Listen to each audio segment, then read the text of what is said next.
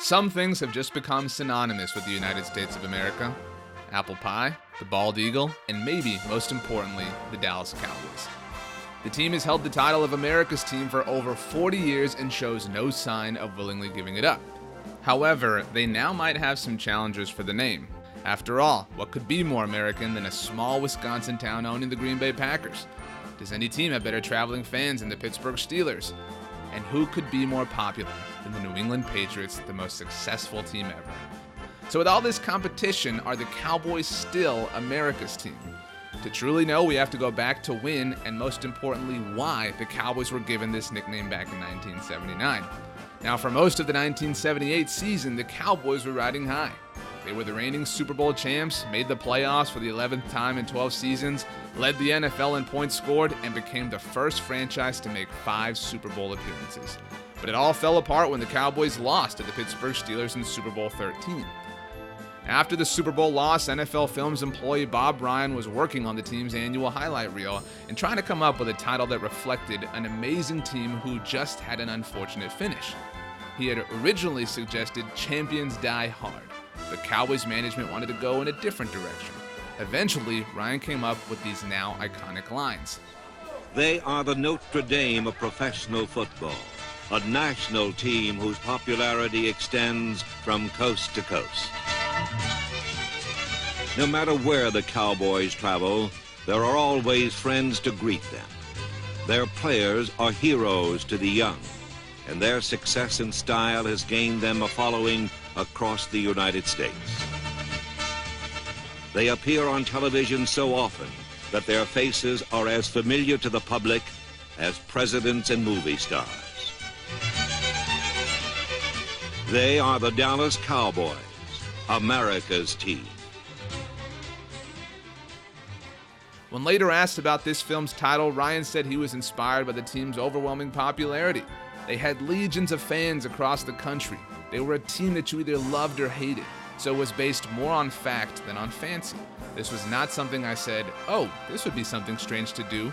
It really was based on fact. The nickname was born, and Cowboys general manager Tex Schramm was smart enough to embrace it. Soon enough, the title caught on in the media and across the league. Ironically, Coach Tom Landry and some Cowboys originally didn't care for the name, thinking it gave opposing teams another reason to play hard. But over time, the name won them over, and the organization still proudly calls itself America's team. Now, it's hard to argue that the Cowboys didn't deserve the title in the late 70s, at one of their franchise's highest points, but what about now? Well, when you look at why Bob Ryan gave them the nickname, the answer is obvious. Yes! The Cowboys weren't given the nickname because of on-the-field success, but because of their overwhelming popularity. Their success might have launched them onto the national stage, but once there, they entrenched themselves as a national brand.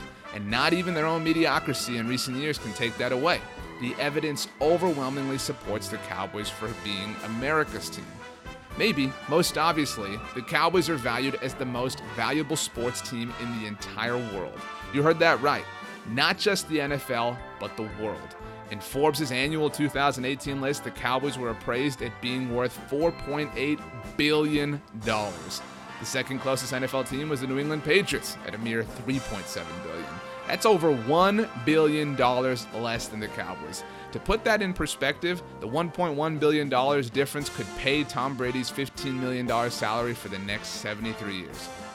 Now, if that doesn't convince you, let's take a look at social media, the ultimate indicator of popularity today.